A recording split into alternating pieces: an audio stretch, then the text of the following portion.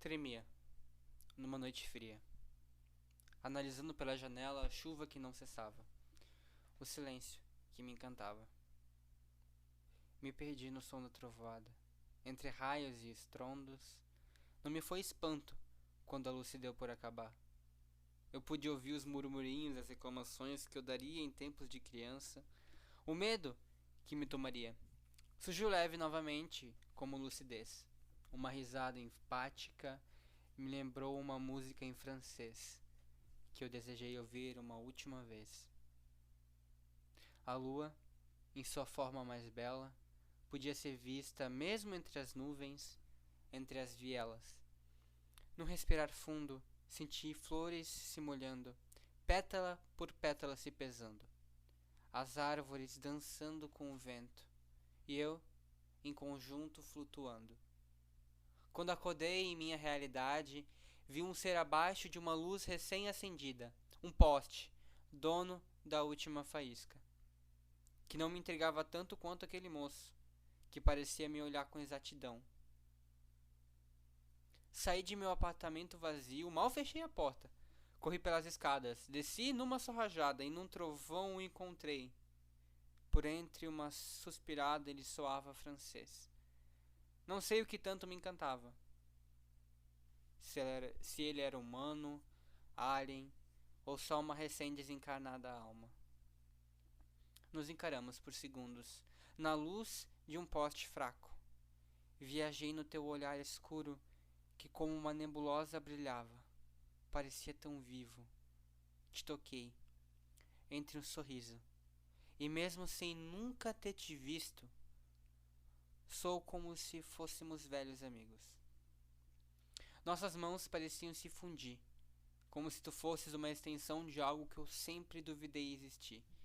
De dedos entrelaçados dançamos uma valsa, desprendidos da realidade. Seu cantarolar em meu ouvido entre sinais de risos, alguns olhares trocados, segundos em que eu enxerguei a sua profundidade. Deitado sobre o teu ombro, me esquentei em meu interior. Quando a última luz se apagou, você desapareceu. E eu agradeci a lua pelo favor.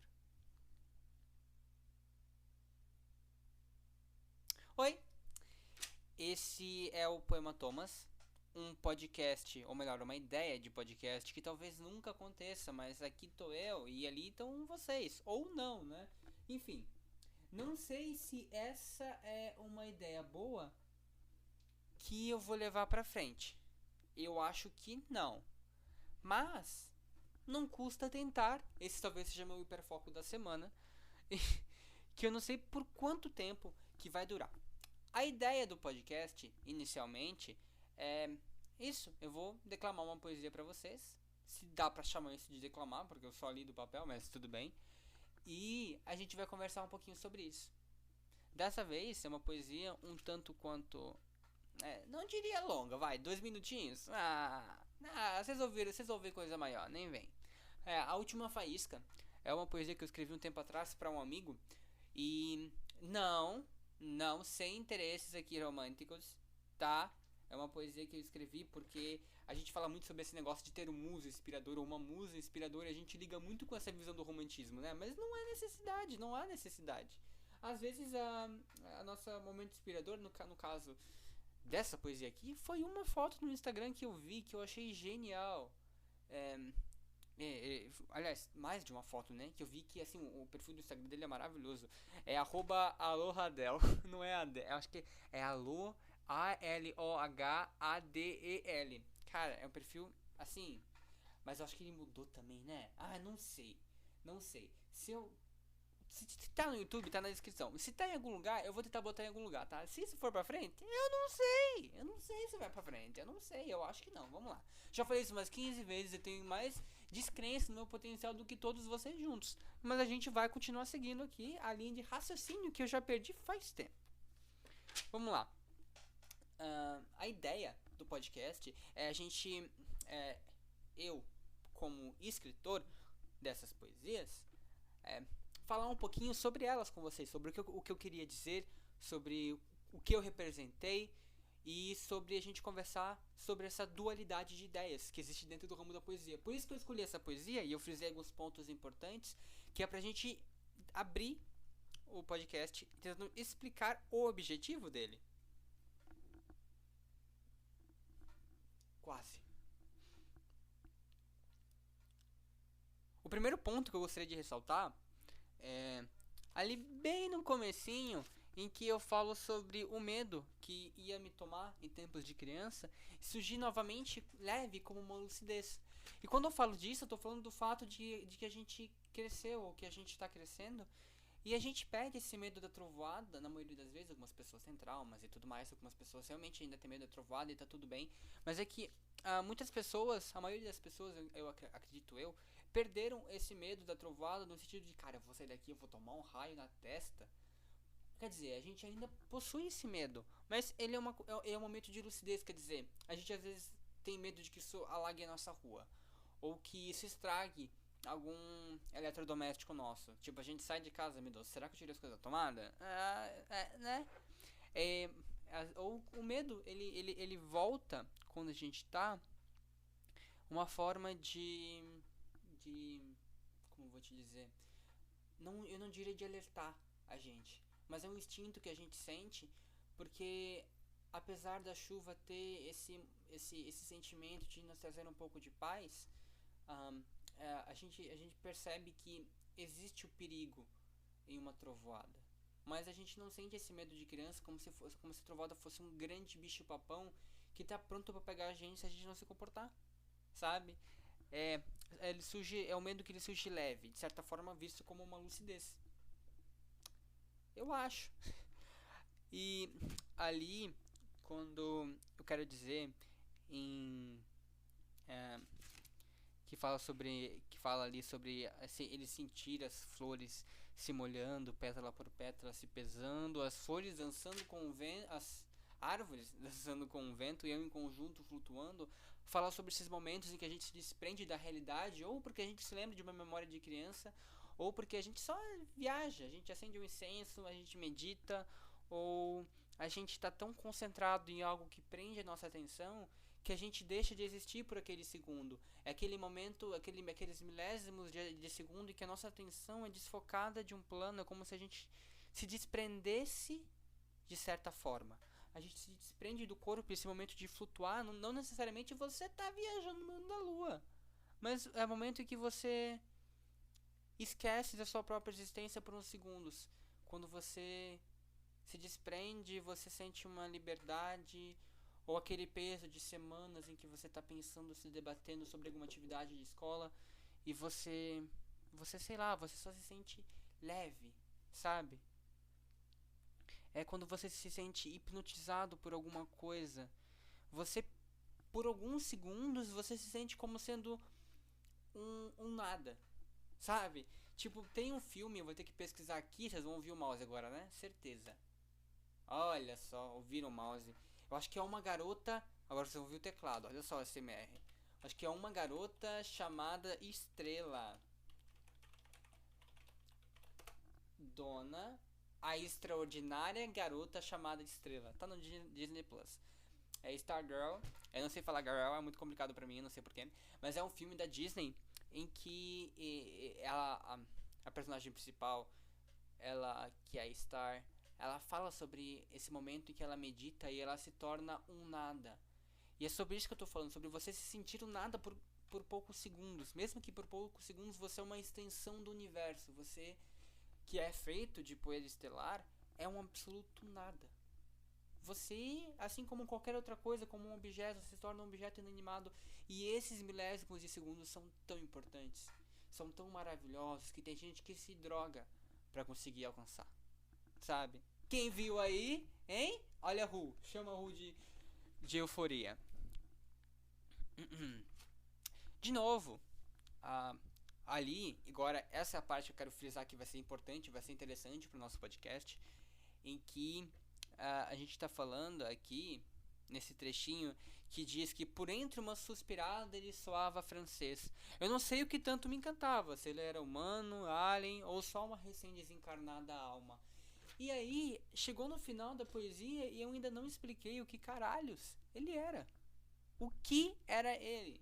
E isso é uma coisa que eu sou apaixonado em livros, em poesias, que é o caso, em um teatro, em qualquer coisa do ramo artístico, em que eles deixam esse final em aberto, em que esse espaço que não tem uma explicação, mas que a sua mente precisa criar uma explicação. Ele pode ser qualquer coisa. Ele pode ser, por exemplo, um alien, que eu citei, pode ser um espírito, ele pode ser. Ali eu falei sobre ele ter lembrado da infância. Ele pode ser uma forma física, momentânea, das memórias de criança dele. Porque não existe uma relação ali amorosa. É um velho amigo. Ele fala sobre entrelaçar de mãos, sobre ele é uma extensão de algo que ele sempre acreditou. E aí que tá. Aí que tá.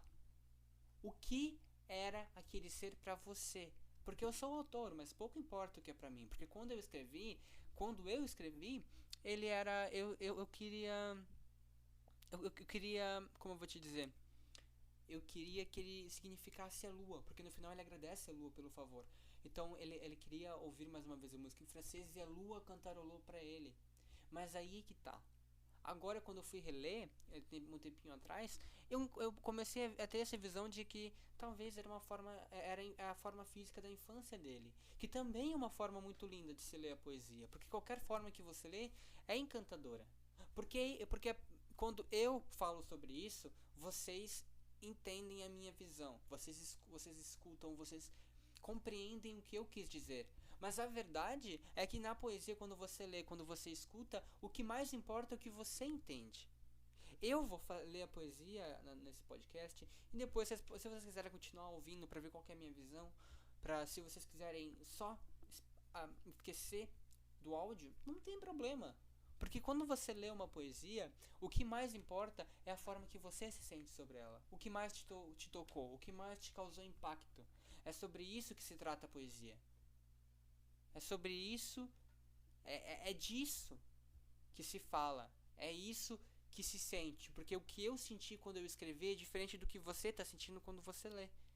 Por isso que as poesias que você se identifica são mais bonitas.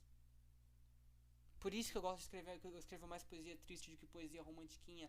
Porque quando eu estou triste, são essas poesias que me causam um conforto. Porque eu me sinto bem quando eu sei que eu não estou sozinho me sentindo dessa forma. E isso pode ser muito válido para vocês. Escutar uma palavra de conforto pode ser muito importante. E nesse caso, você vai interpretar novamente esse ser com uma visão que é só sua. Eu acho isso lindo demais. De verdade. Eu amo isso na poesia. Não estou me gabando da minha poesia. Estou falando sobre todas as poesias em geral. Toda poesia eu acho linda. Mas as que tem esse momento em aberto em que a sua mente precisa fazer o trabalho de identificar, de interpretar como se fosse uma pintura, eu acho lindo. Muito bom. E aí, a gente tem mais um momento desses, quando aqui em Como Se Tu Fosse uma extensão de algo que eu sempre duvidei existir, eu deixo mais uma vez aberto. O que você sempre duvidou existir? Será que era uma divindade? Será que era uma alma gêmea? Aí é somente trabalha. E o que for importante pra você, o que você interpretar, é o que vai ter significado pra você. E é isso que é. Entendeu? Vamos lá. Tô cansado de falar, gente. Eu achei que era fácil. Porra! Né não, hein? Né não. Aí aqui a gente tem novamente deitado sobre o seu ombro. Me esquentei em meu interior. E aí, rola essa confusão de como assim o meu interior? E essa parte pode ser um pouco. O povo aí não pode gostar do que eu vou dizer, não, hein? Mas essa aqui é a minha visão. Vamos lá.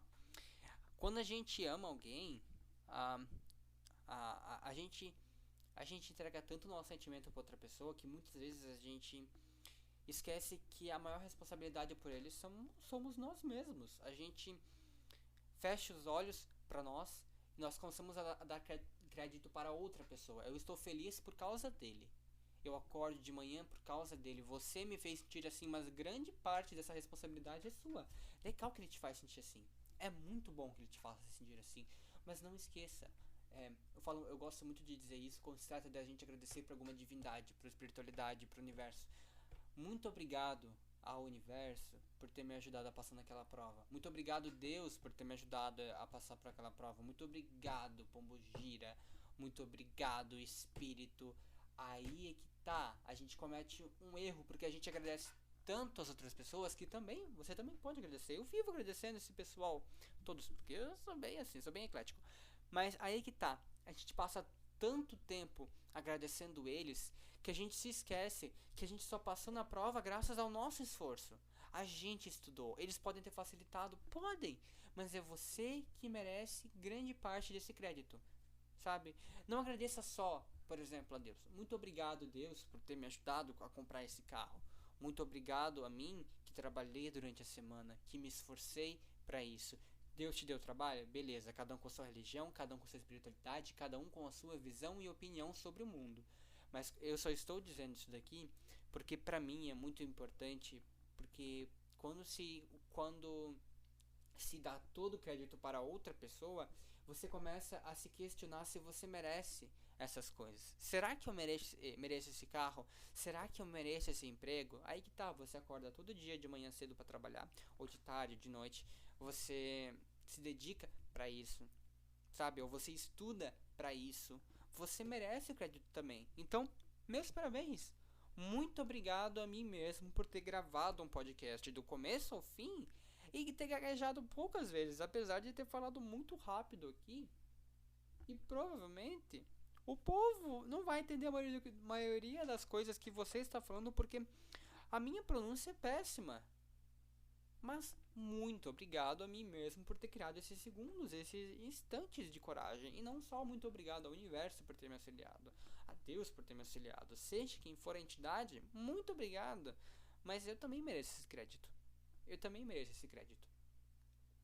E se vocês me deixarem, acho que eu passo 45 minutos falando sobre esse tipo de coisa, sobre espiritualidades e divindades. Então eu vou tentar, porque senão é o meu primeiro episódio, eu vou ser cancelado no Twitter, no Facebook e no grupo das tias do WhatsApp. Então isso é uma coisa que eu não quero, não estou afim no primeiro episódio, não. Vamos começar leve, né? Mas quando eu falo sobre isso que está no nosso interior, é que é esse momento em que a gente sente essa paz, esse amor que acontece dentro da gente. Graças a uma outra pessoa, beleza, mas acontece dentro da gente. Então, quando rola essa confusão, porque você também pode interpretar, se for sobre a infantilidade, que quer dizer que ele se esquentou no interior dele mesmo quando criança, mas a gente vai manter aqui, vou fingir que não tem significado, e eu vou dizer que é pra gente se interpretar, quando a gente se esquenta dentro do nosso próprio interior, sabe? E de modo geral, a poesia eu acho que ela se trata sobre essa paz momentânea em que ele abandona o medo, abandona o apartamento para ser feliz por poucos milésimos. É sobre esse desejo de ouvir uma música em francês, que é algo bobo, mas que a gente às vezes quer tanto uma coisa boba, que a gente acha, putz, isso é muito bobo, por que eu vou querer fazer um negócio desse? Mas talvez você deveria se entregar, se dedicar a algo que te faça feliz, por esses poucos instantes, tipo fazer um podcast. Muito obrigado pela sua atenção até agora. Esse, talvez, seja o Poema Thomas, um podcast de poesias. E, resumidamente, é isso. Lembrando que este podcast não é um podcast de autoajuda. Este é um podcast de autodestruição. Boa sorte e a gente se vê por aí.